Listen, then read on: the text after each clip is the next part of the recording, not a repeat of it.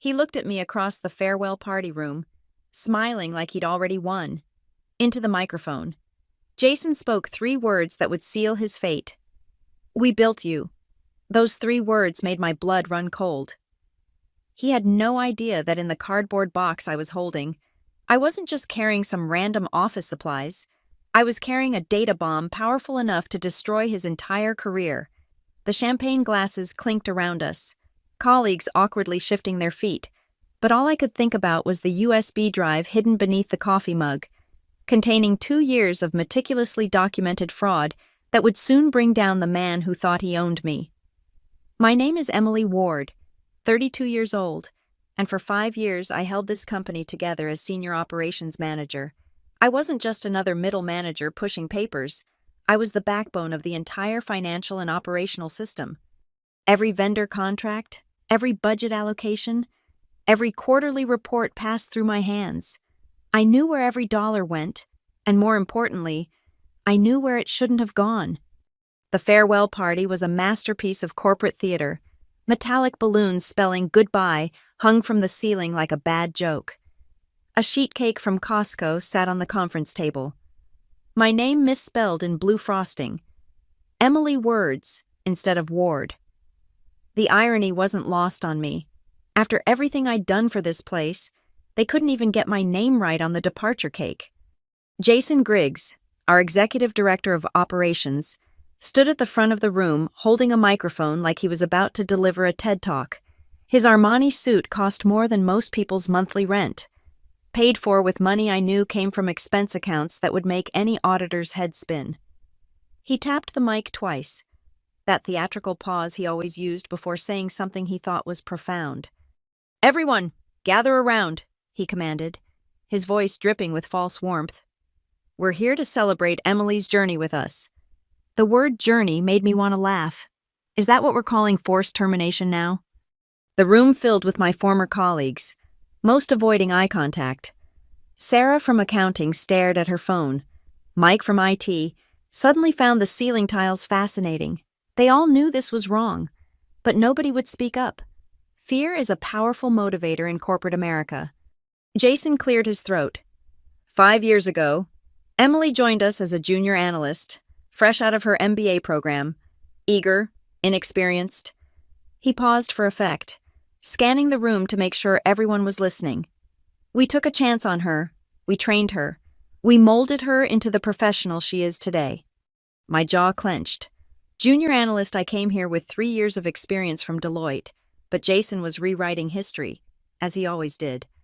Through our mentorship, our guidance, our investment in her development, he continued, his voice rising like a preacher at Sunday service, Emily grew into the role she's held for the past 2 years. Every success she's had, every achievement, it all happened because of the foundation we provided. The room was silent except for the hum of the air conditioning. Someone's phone buzzed. Nobody moved to silence it. Then came the words that would haunt him. The truth is, and Emily knows this, we built her. Everything she's accomplished, everything she's become. We built that. She should be grateful for the opportunity we gave her. We built you. Those 3 words hung in the air like poison gas. My hands gripped the cardboard box tighter, feeling the weight of the USB drive hidden inside. 2 years of evidence, 2 years of watching Jason submit falsified expense reports, create phantom consulting agreements, and push his buddy's failing infrastructure startup into our tech stack. 2 years of keeping quiet, documenting everything, waiting for the right moment. Now, Jason said, his smile widening, Emily has decided to pursue other opportunities. Decided, as if I had a choice when they eliminated my position without warning, without severance, without even the courtesy of a private conversation. We wish her all the best in her future endeavors. He started clapping, slowly, reluctantly. Others joined in. The applause sounded like rain on a tin roof, hollow, meaningless, cold. Speech, someone called out, probably Brad from sales, always eager to please the boss. I stood up, holding my pathetic box of belongings, a coffee mug, a few personal photos, a stress ball shaped like the earth that someone gave me as a secret Santa gift. The real treasure was invisible. the USB drive containing enough evidence to bury Jason Griggs and his $25 million fraud scheme. "Thank you, Jason," I said, my voice steady as steel. "You're right. You did build something." I paused, meeting his eyes directly. "You built a system, a very specific system, and I've learned everything about how it works." His smile flickered for just a moment. Did he hear the threat in my words? Did he understand what I really meant? "I wish everyone here the best," I continued, looking around the room at people I'd worked alongside, people who were about to witness the most spectacular corporate meltdown in this company's history. Especially in the coming weeks, things are about to get very interesting. I walked toward the door, my heels clicking on the linoleum floor. Behind me, I heard Jason laugh nervously and make some joke about mysterious farewells. If only he knew that in my box, next to the picture of my dog, was documented proof of every fraudulent transaction, every kickback, every lie he'd told the board. "We built you." "No, Jason, you built your own coffin. I just documented the construction." The Amber Room was the kind of bar where corporate refugees went to drown their sorrows in overpriced whiskey. Dark wood paneling, dim lighting, and bartenders who knew not to ask questions. I chose a corner booth, far from the after-work crowd comparing bonus packages and vacation plans. My cardboard box sat beside me like a silent witness. I powered up my laptop, the screen's glow cutting through the amber darkness. My fingers found the USB drive in the box, hidden beneath a framed photo of my team from last year's Christmas party. Everyone looked so happy then, before the layoffs, before Jason's power plays, before I started collecting evidence. The password prompt appeared. I typed, "Anomalies 2023, hiding in plain sight." Like any good corporate password, the folder opened, revealing 2 years of meticulous documentation, my secret archive, my insurance policy, my weapon. The first subfolder, Executive Expenses. I clicked it open, scrolling through the files I'd copied during those late nights when Jason thought I was just being a dedicated employee. Email after email, sent at 2:30 a.m., 3:45 a.m., always when he thought no one would notice. Adjust the Q3 entertainment budget. Move $40K from infrastructure to client relations. No questions. Need you to approve these vendor invoices ASAP. Don't flag for review. Change the coding on the Nexora contract. Bill it under essential services, not discretionary. I opened the Excel file labeled Client Entertainment Analysis. 43 dinners at Michelin-starred restaurants, supposedly with clients. I'd cross-referenced every single one with our CRM system, our calendar invites, our email threads. 28 of those dinners had no clients present, just Jason and his college buddies, charging $1,600 bottles of wine to our operational budget. The bartender approached. "Another gin and tonic." "Coffee," I said, not looking up. "Black." The Nexora folder was the real smoking gun. Jason's buddy from Stanford, Marcus Chenson, had started this revolutionary cloud infrastructure company, revolutionary in its ability to crash every third Tuesday. Jason had pushed hard for us to migrate our entire system to Nexora, overriding the IT department's objections, ignoring the security audits, dismissing the performance benchmarks. $25 million. That's what we'd committed to Nexora over 3 years, a company with 12 employees, no significant clients besides us, and infrastructure held together with digital duct tape. But Marcus was Jason's fraternity brother, and the kickbacks were substantial. I had the emails where Jason discussed his consulting fee with Marcus. I had the backdated contracts. I had the falsified performance reports. I had the Slack messages where Jason bragged to his inner circle about the sweet deal he'd arranged. But the crown jewel was the shadow company network. Helix Strat Partners, a consulting firm that existed only on paper and in our accounts payable system. $92,000 for strategic advisory services that never happened. The address was a mailbox in Delaware. The bank account traced back to Jason's brother-in-law. Meridian Tech Solutions, another ghost. Another $78,000 gone. Integration services that no one in IT had heard of. The invoices were works of art, detailed enough to pass a cursory glance, vague enough to mean nothing. Phoenix Rising Consultants, because apparently Jason couldn't resist a cliché. 115,000 for digital transformation initiatives. The only thing being transformed was our money into Jason's pocket. I pulled up the folder labeled Vegas Conference 2023. The annual strategic planning summit that Jason insisted was crucial for leadership development. The receipts told a different story. Bottle service at Omnia, a private poker game at Aria, charges at a jewelry store that definitely wasn't selling conference swag, all billed as team-building expenses. My coffee arrived. Steam rose from the cup like smoke from a burning bridge. I took a sip, feeling the heat spread through my chest. This wasn't about revenge. I told myself, this was about justice, about showing the board what their golden boy really was. The metadata was beautiful in its banality. Every email timestamp, every document revision, every login record. Jason thought he was clever using his personal laptop for the really dirty work, but he forgot that our cloud backup system captured everything. Every device that accessed our network left breadcrumbs, and I'd followed every trail. 300,000 in direct fraud. That was the conservative estimate. The real number was probably higher, but I only included what I could prove beyond any shadow of doubt. Every transaction had supporting documentation. Every suspicious payment had a paper trail. Every lie had a contradiction in writing. I created a new folder on my desktop. Operating anomalies, discretionary expenses, corporate speak for your executive is a thief. Inside, I began organizing the evidence, not as an emotional screed, but as a surgical dissection, charts, graphs, timelines, the kind of presentation that would make a CFO's blood run cold. The bar started filling up with the happy hour crowd, young professionals celebrating small victories, complaining about their bosses, planning their escapes. They had no idea that one of those escapes was being planned right here, right now, in this corner booth. I looked at the final piece of evidence, a screenshot from Jason's LinkedIn, posted just hours ago. Excited to announce Nexora Cloud's expansion into enterprise solutions. Proud to have been an early advocate for this innovative platform. The comments were full of congratulations from people who didn't know that Nexora was about to become the most spectacular infrastructure failure in our industry's history. $25 million built on a foundation of lies. And I had the proof of every single crack in that foundation. I opened a fresh Excel workbook.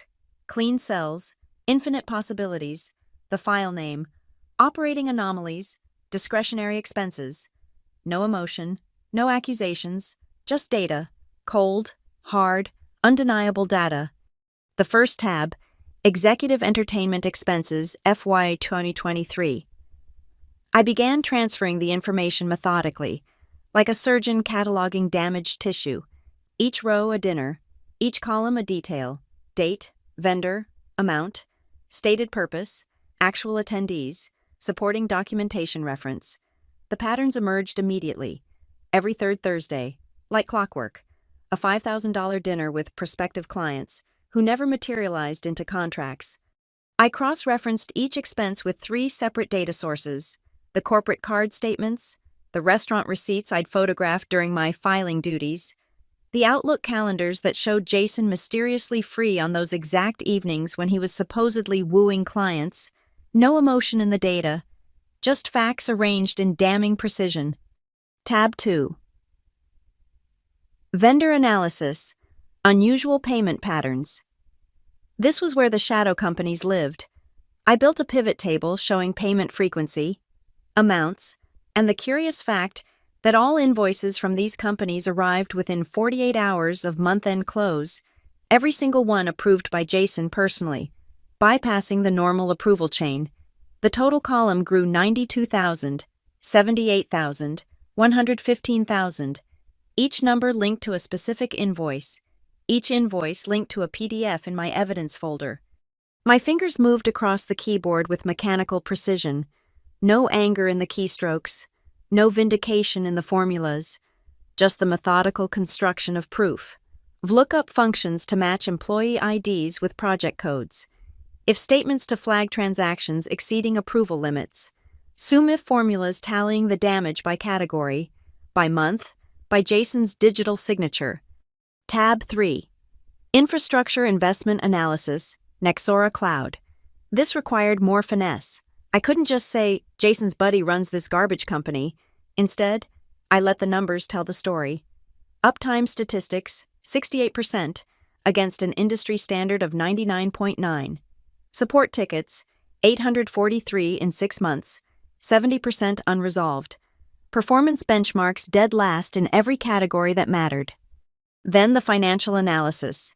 Contract value versus market rates. $25 million for services that competitors offered for $8 million. The spreadsheet calculated the delta automatically $17 million in excess spending. I added a note. Clinical and professional.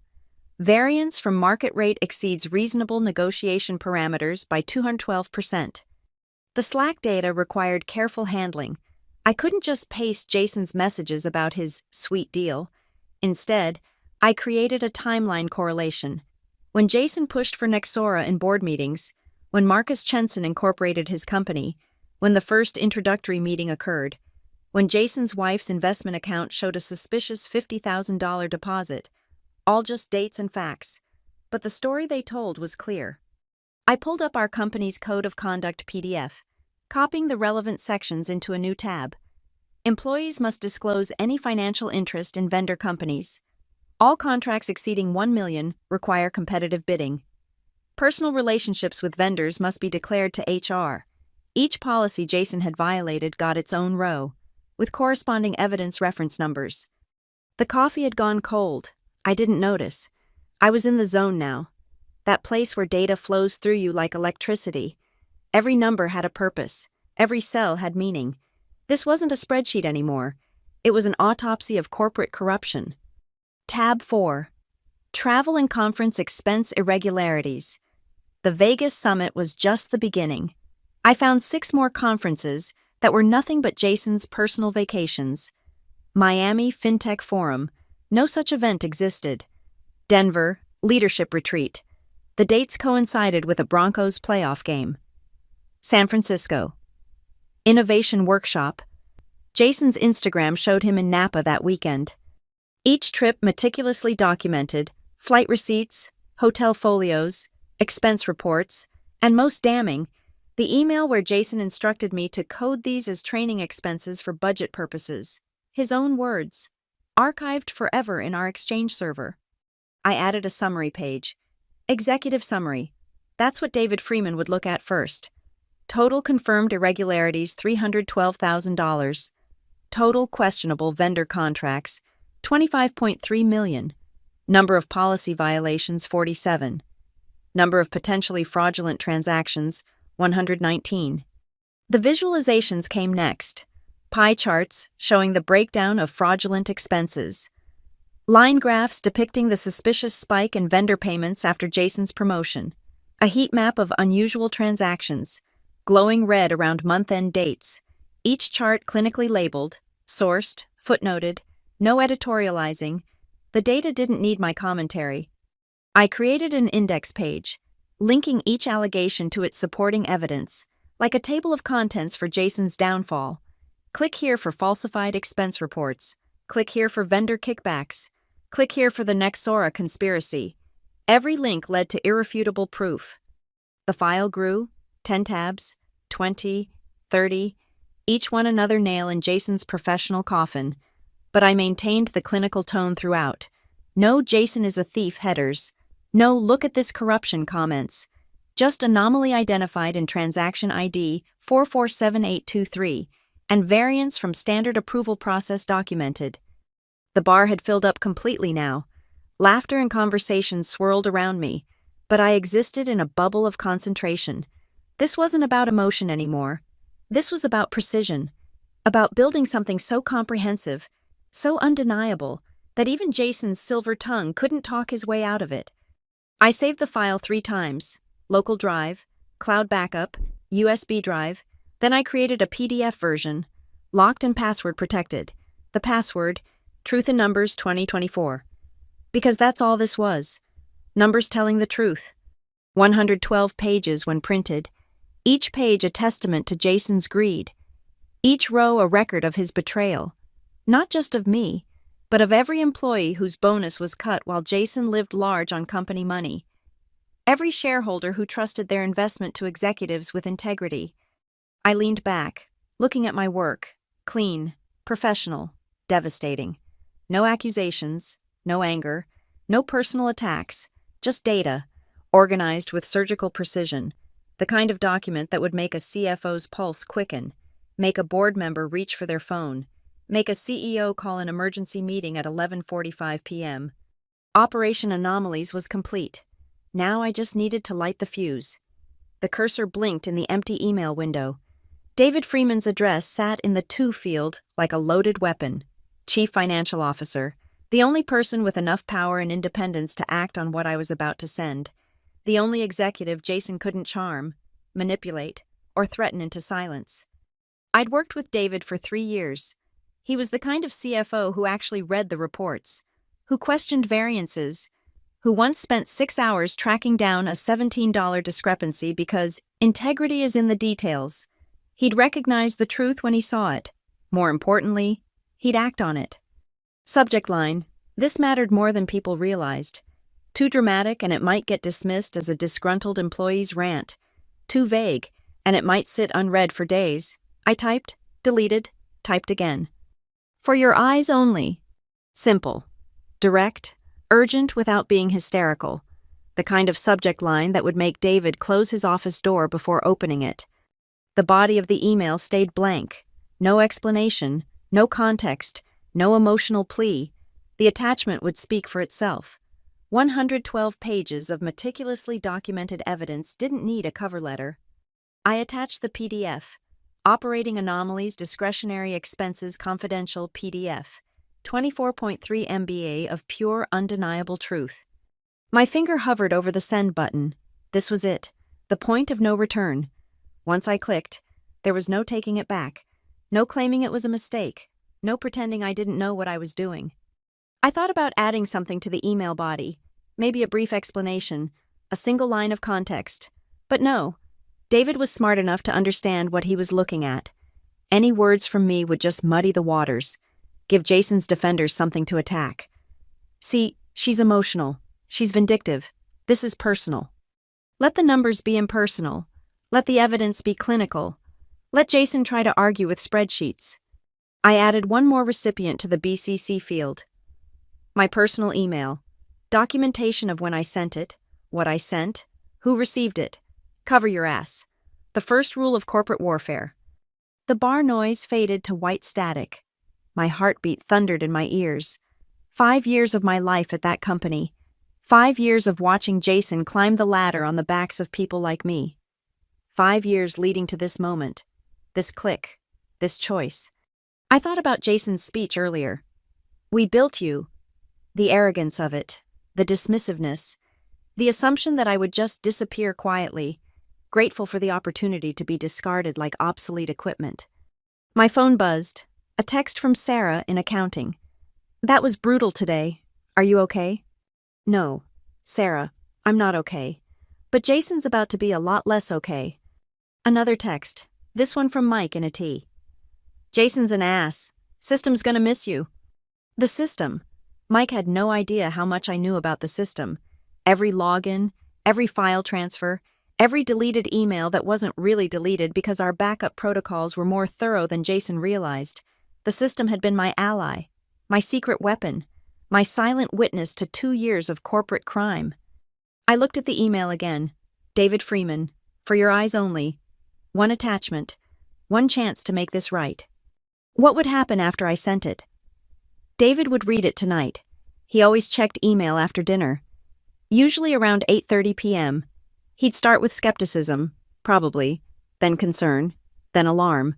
By page 50, he'd be calling the general counsel.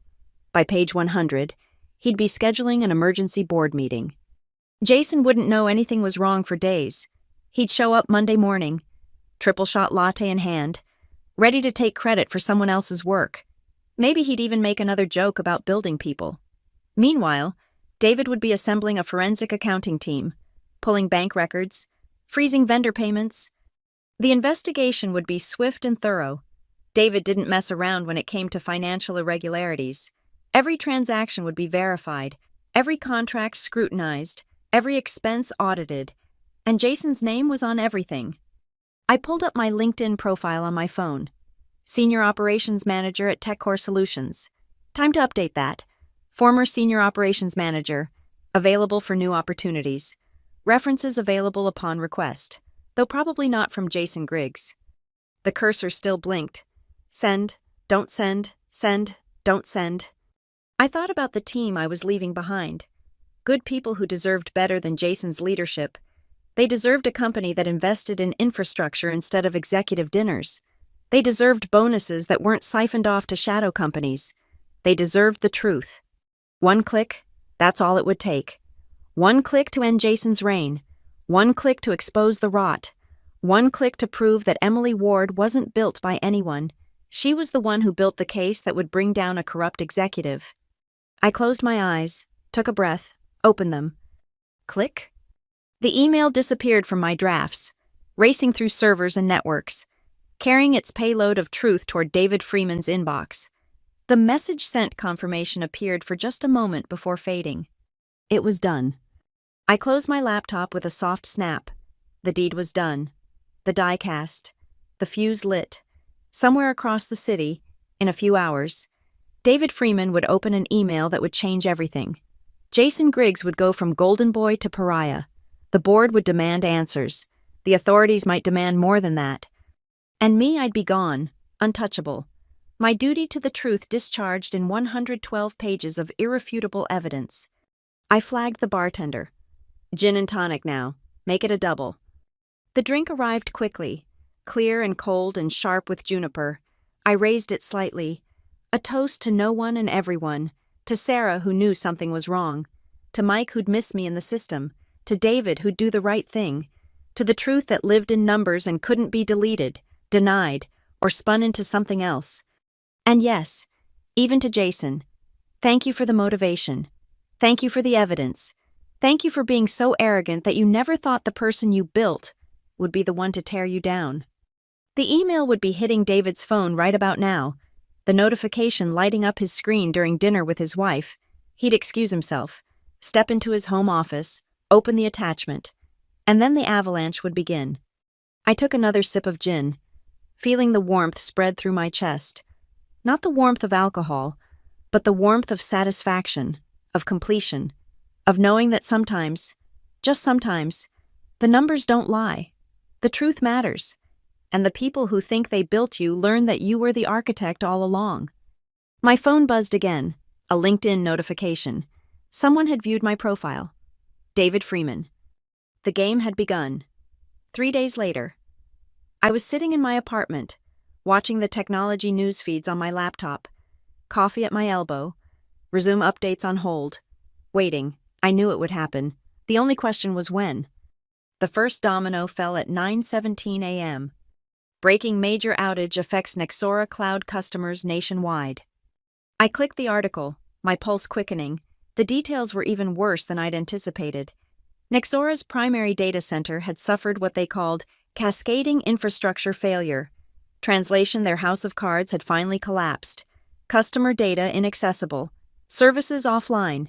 Emergency response teams working around the clock to restore functionality. My phone exploded with notifications, former colleagues texting frantically, LinkedIn messages from people I hadn't heard from in years. Everyone in our industry was watching this disaster unfold, but they didn't know the half of it. I pulled up our company's status page. Red alerts across the board. Every single service we'd migrated to Nexora was down. Customer portals, internal systems, even email. 5 years of my work, maintaining redundancies and failover systems, all destroyed because Jason wanted to funnel money to his college buddy. Twitter was having a field day. Our company's mentions were a stream of fury. Customers demanding answers, competitors offering to help migrate data, tech journalists smelling blood in the water. The hashtag #HatNexoraDown was trending nationally. I opened a new browser tab and logged into an industry forum using a throwaway account. The insider posts were already starting. Heard from a friend at TechCore that they're losing millions per hour. My source says the board called an emergency meeting at 6 a.m. Anyone know why they went all in on such an unreliable platform? The financial news picked it up by noon. TechCore Solutions stock plummets following infrastructure crisis, down 12% in 3 hours, market cap evaporating, analysts downgrading their ratings. The comment section was brutal. Shareholders calling for leadership changes, customers threatening lawsuits, employees anonymously confirming the chaos inside. I pulled up Nexora's website, or tried to. It was down too, showing only a maintenance page with vague promises about temporary service interruption. Marcus Chensen's LinkedIn had gone dark. No posts, no activity. Probably huddled with his lawyers, trying to figure out how to explain why his enterprise-ready platform couldn't handle the load of actual enterprise customers. My phone rang. Sarah from accounting. Emily, oh my God, have you seen what's happening? I saw the news. How bad is it internally? It's apocalyptic. David Freeman's been locked in the boardroom since dawn. Legal is here. External auditors showed up an hour ago. And Jason? She paused, lowering her voice. Jason's been called in 4 times already. Security is standing outside his office.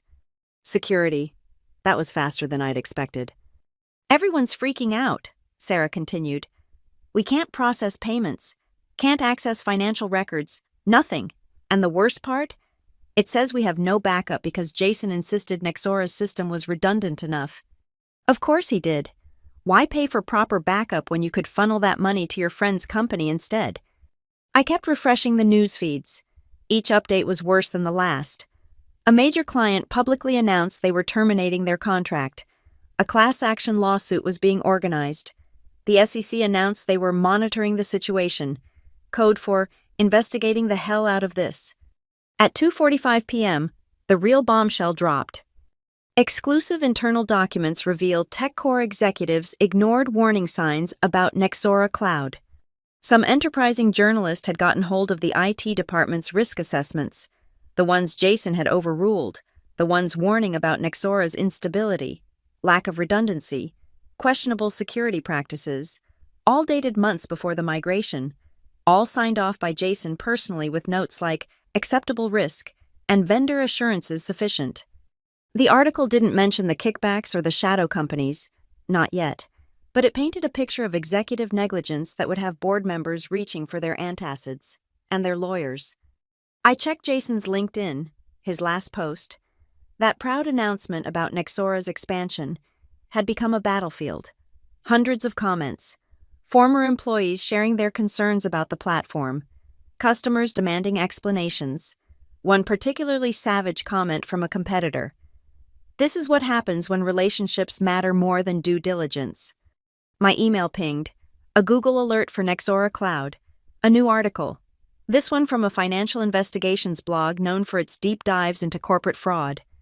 Questions emerge about Nexora Cloud's ownership structure and TechCore connection. They'd found breadcrumbs, shell companies registered in Delaware, suspicious timing between contract awards and executive bonuses.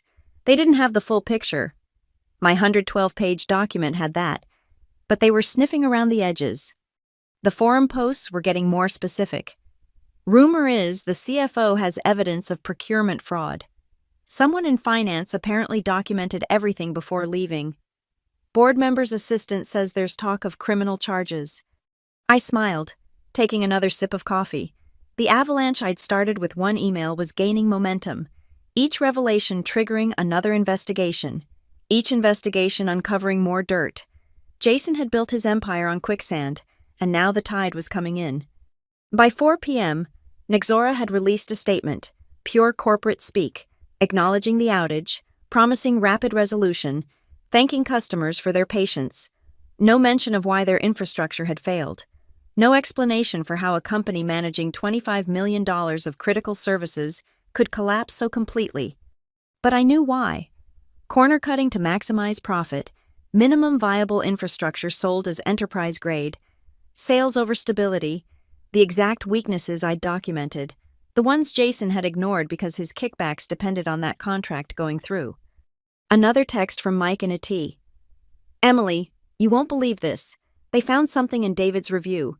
Jason might be done, like criminal investigation done. I didn't respond. Couldn't risk any connection between me and what was happening, but I felt the satisfaction warm my chest. Jason thought he'd built me. Instead, I documented his demolition. The news cycle churned on. Every hour brought new revelations, new failures, new demands for accountability.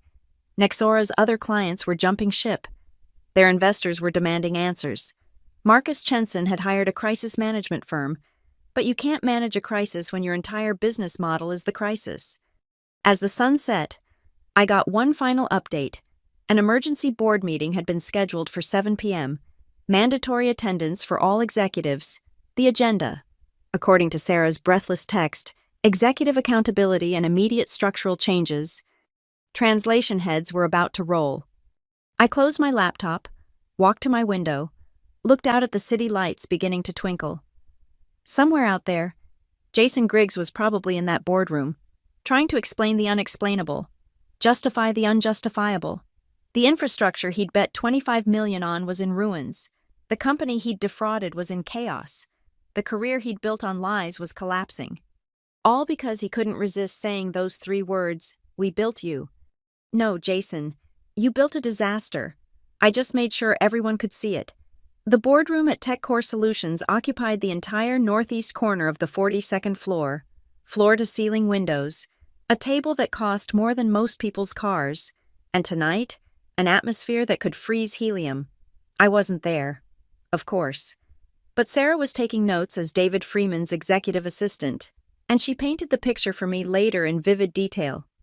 Jason entered at 7:05 p.m., still wearing his $1,000 confidence-like armor, the Armani suit pressed to perfection, the platinum watch catching the light, that smile that had charmed his way through 5 years of corporate theft.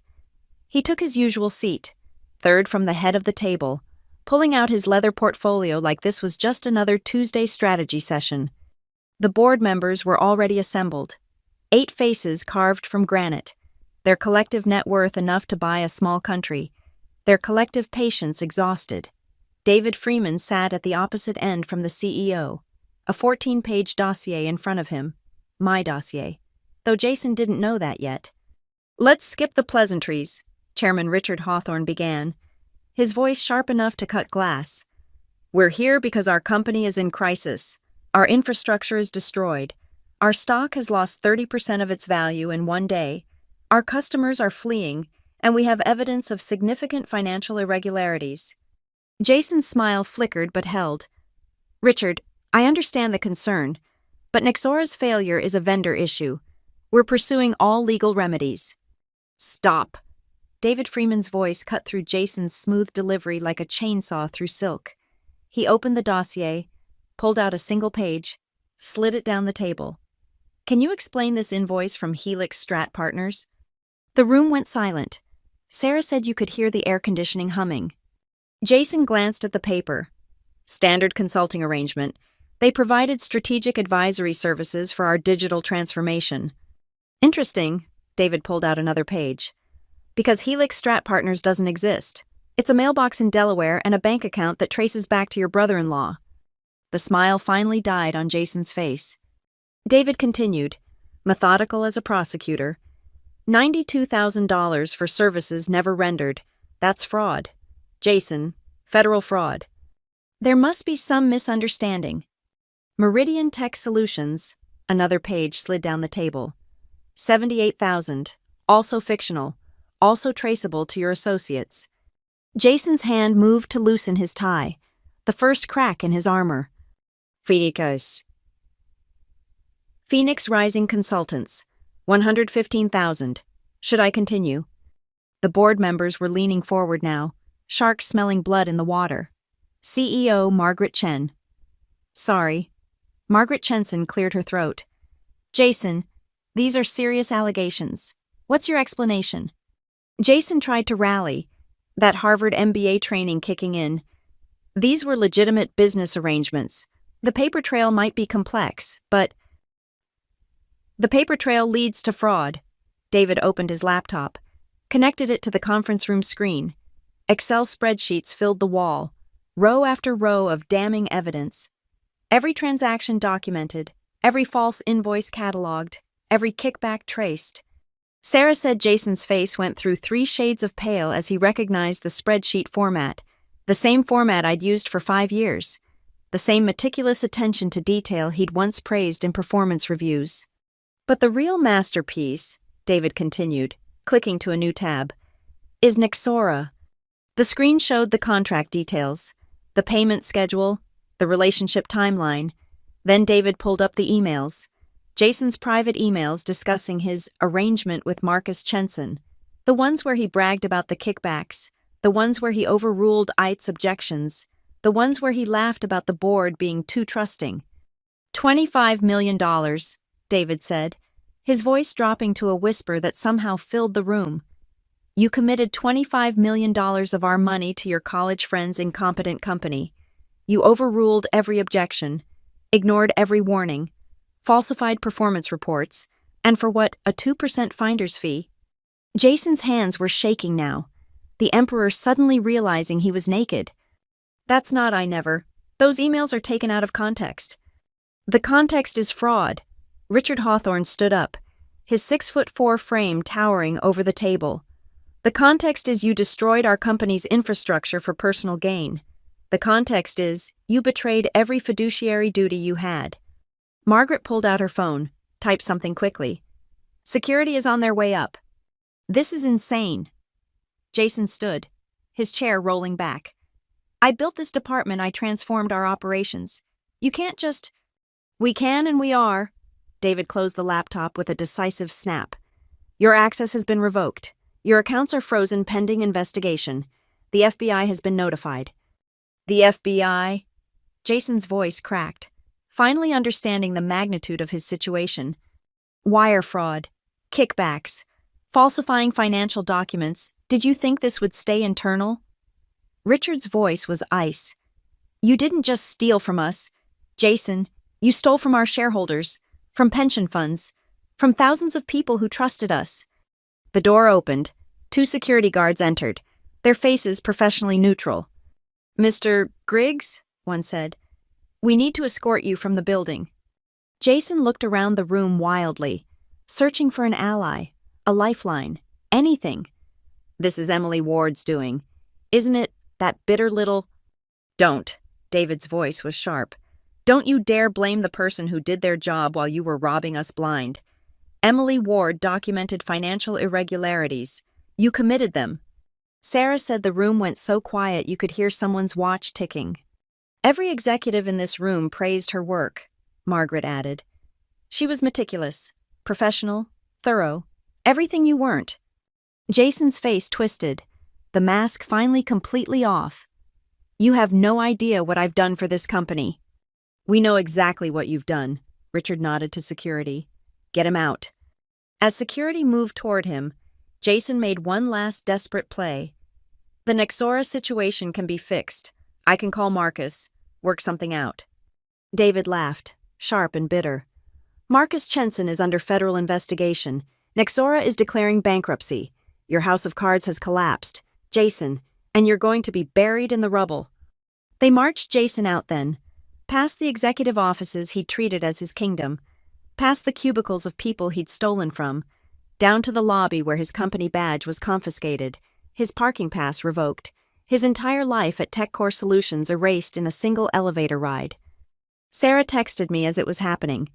Jason just got perp-walked out of the building. David told the board you're a hero. The board wants to know if you'd consider coming back.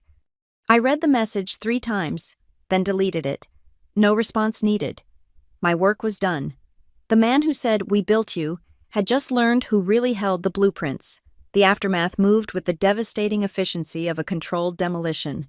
By 8:30 p.m. that same night, the company-wide email had gone out from Margaret Chenson's office. Effective immediately, Jason Griggs is no longer with TechCore Solutions. Corporate speak for complete annihilation.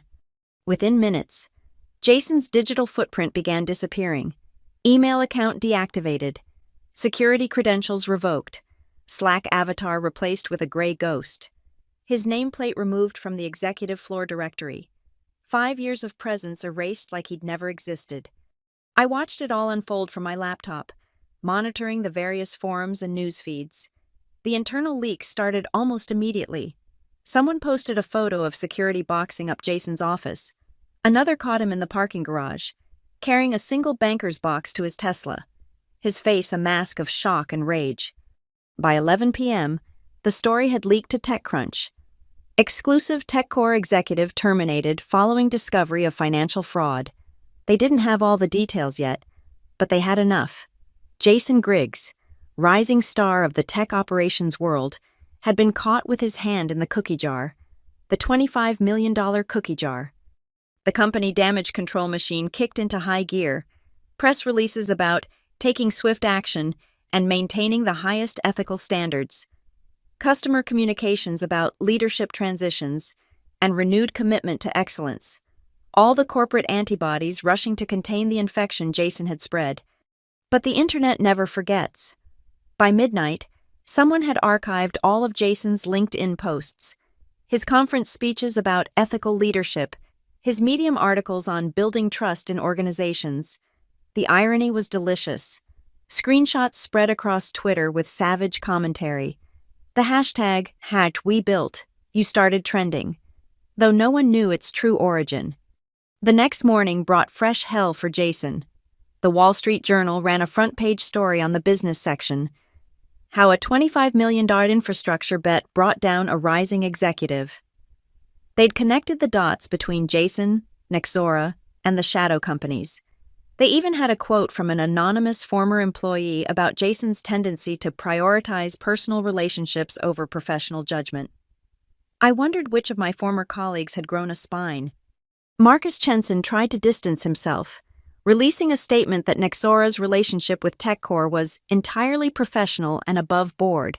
But the forensic accountants were already following the money trail, the 2% finder's fee Jason had bragged about in those emails, the suspicious timing of deposits into accounts connected to Jason's family members, the web of connections that looked more like organized crime than organized business. By noon, Jason's professional world had completely imploded. The executive search firm that had placed him at TechCore publicly severed ties. The business school where he guest lectured announced he would no longer be teaching. The country club where he networked revoked his membership pending investigation. Even his beloved Harvard Alumni Association quietly removed him from their list of notable graduates in technology. Sarah texted me updates throughout the day. FBI showed up with boxes. They're imaging all of Jason's hard drives. Legal says criminal charges are definitely coming. The consultants arrived next. Crisis management specialists who treated corporate fraud like a tumor to be excised. They interviewed everyone who'd worked with Jason, building a timeline of his crimes. How long had this been going on? Who else knew? Were there other victims? The answers were worse than even I had documented. Jason's fraud went back almost to his first day. Small at first, inflated expense reports, minor vendor kickbacks, but growing bolder as he climbed higher, realized how easy it was, how trusting everyone was. The shadow companies were just the latest evolution of a pattern that had started with $100 restaurant overcharges. The Nexora bankruptcy filing came Thursday afternoon. Buried in the paperwork was the smoking gun, emails between Jason and Marcus planning the whole scheme 2 years ago. Before Nexora even had a product, they'd built the company specifically to siphon money from TechCore. The infrastructure failures weren't incompetence. They were inevitable when you build a company to steal rather than serve. Jason tried to fight back, hiring a PR firm to manage his reputation. They planted stories about rush to judgment and corporate scapegoating, but every defense crumbled against the weight of evidence. The spreadsheets didn't lie. The emails didn't lie. The invoices didn't lie. The only liar was Jason. His wife filed for divorce Friday morning. Apparently, she hadn't known about the affair with the marketing director either. Another piece of information that emerged from the investigation: the house in Palo Alto, the vacation home in Tahoe, the boat he'd named Executive Decision, all purchased with illegitimate bonuses, all subject to asset forfeiture. The criminal charges came down Friday afternoon: wire fraud, mail fraud, conspiracy to commit fraud, money laundering, each charge carrying potential decades in federal prison. Jason's lawyer held a press conference, proclaimed his client's innocence, promised vindication at trial. But the feds had receipts, literally and figuratively. The industry blacklisting was swift and total. Jason's name became toxic. Recruiters wouldn't return his calls. Former colleagues pretended not to know him. His carefully cultivated network evaporated like morning mist. The man who'd spent 5 years building connections found himself completely disconnected. I ran into Mike from IT at a coffee shop that weekend. He didn't know I was behind Jason's downfall, but he had opinions. "Man deserved it," Mike said, stirring his latte. "You know, he tried to blame the infrastructure failure on my team, said we didn't properly vet Nexora. Meanwhile, he overruled every concern we raised." "Karma," I said simply. "More like justice. Whoever put together that evidence package is a hero. Saved the company from that parasite." If only he knew he was buying coffee for that hero. The final insult came Monday morning. The industry newsletter that had once featured Jason as a 40 under 40 executive to watch ran a follow-up piece, from rising star to cautionary tale, the Jason Griggs story.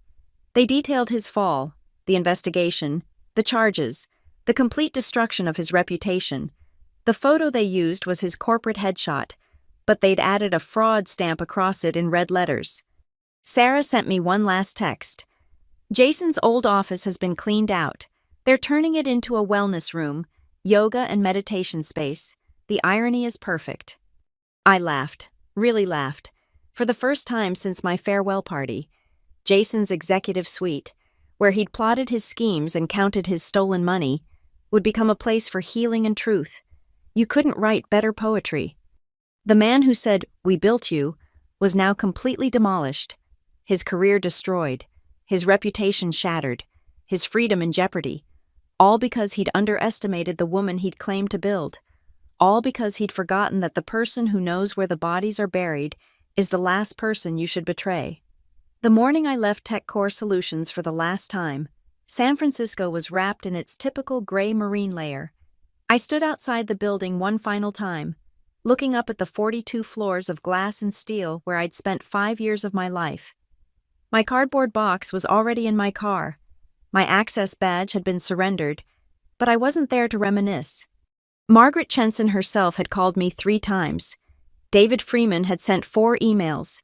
The board wanted me back, a promotion to vice president of operations, a 50% salary increase, a written apology for how Jason had treated me, full restoration with interest. I never responded to any of them. Walking away from that building, I felt something I hadn't experienced in years: complete freedom. No more documenting someone else's crimes. No more watching corruption from the inside. No more being built or rebuilt by anyone but myself. I started my own consulting firm 2 weeks later. Small at first, just me and my laptop and a reputation that preceded me. Word travels fast in Silicon Valley. The woman who brought down Jason Griggs. The analyst who saved TechCore Solutions from itself. The one who kept receipts. My first client came through a LinkedIn message. A startup that needed help building legitimate financial controls. They'd heard about what happened at TechCore and wanted someone who could spot fraud before it metastasized. My rate was triple what Jason had paid me. They didn't negotiate.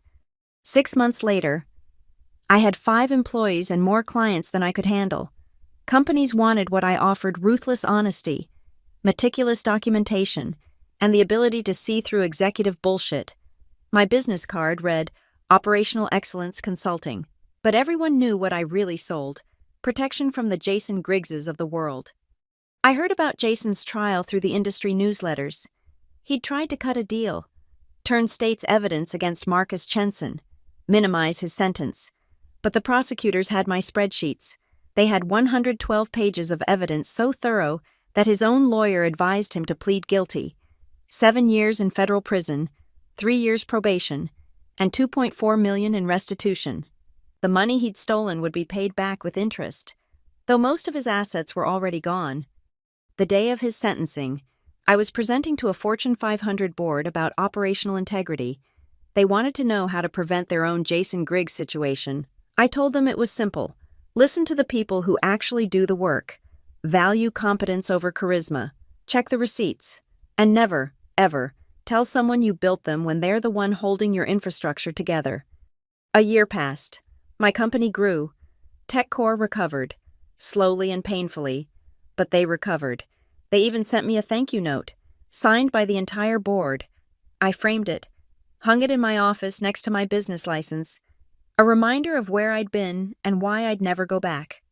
Then one day, shopping at Whole Foods in Palo Alto, I saw him, Jason Griggs, out on bail pending appeal, choosing avocados like he didn't have a care in the world. Prison hadn't started yet, but life had already passed judgment. His hair was gray at the temples, his designer clothes replaced with off-the-rack khakis. The confidence that once filled rooms had shrunk to fit the produce aisle. He saw me at the same moment. Our eyes met across the organic vegetables. For a heartbeat, neither of us moved. Then his face twisted with something between rage and recognition. "Emily," he said, walking toward me. I stood my ground, my hand resting on my shopping cart. "Jason." "I hope you're satisfied," he said, his voice bitter. "You destroyed everything." "No," I said simply. "You destroyed everything. I just documented it." "We gave you everything. Your career, your skills, your—" "Stop," I cut him off, my voice clear and calm. "You didn't give me anything. You didn't build me. I built myself. I built the systems you exploited. I built the reports you falsified. I built the evidence trail that exposed you. The only thing you built was a house of cards. And you're mad at me because I showed everyone it was fake." His hands clenched into fists. For a moment, I thought he might actually swing at me in the middle of Whole Foods, but then his shoulders sagged, the fight draining out of him. "I lost everything," he whispered. "You stole everything," I corrected. "There's a difference."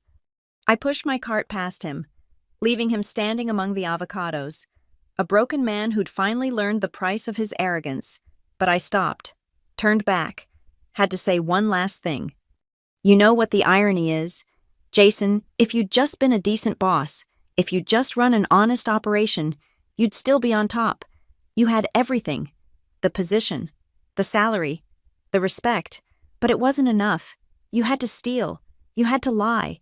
You had to stand up at my farewell party and humiliate me with your 'we built you' speech. That's what started this. Your need to be cruel even in victory."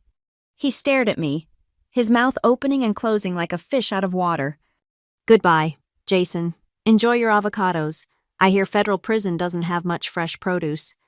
I walked away, through the sliding doors, into the California sunshine. My phone buzzed with new client inquiries, my business growing, my life expanding in directions Jason could never have imagined when he thought he owned me. You don't build people. You can train them, mentor them, guide them. But ultimately, people build themselves. They choose their values, their actions, their responses to injustice. Jason chose to be a thief and a bully. I chose to be meticulous and patient. He chose to say, "We built you." I chose to prove him wrong. My car started smoothly, a sensible Honda instead of Jason's flashy Tesla. I had millions in contracts but lived modestly, remembering what mattered: truth, integrity, the knowledge that when someone tries to tear you down, you don't have to sink to their level. You just have to keep very, very good records. As I drove away, I thought about that farewell party one last time. The metallic balloons, the misspelled cake, the humiliation dressed up as celebration. Jason had stood there, microphone in hand, thinking he'd won, thinking he'd successfully discarded me like obsolete equipment. He never realized I wasn't leaving empty-handed. I was taking 2 years of evidence with me. His own words, his own crimes, his own stupidity, all meticulously documented and waiting for the right moment. "We built you." No, Jason, you built your own destruction. I just took very detailed notes. Thank you so much for listening to this story of corporate revenge and justice served cold. I'd love to know where in the world you're listening from. Drop a comment below and let's connect. If you enjoyed this tale of Emily's triumph over corruption, please subscribe to the channel and share your thoughts. Have you ever witnessed workplace injustice? How would you have handled Jason's betrayal? Let me know in the comments.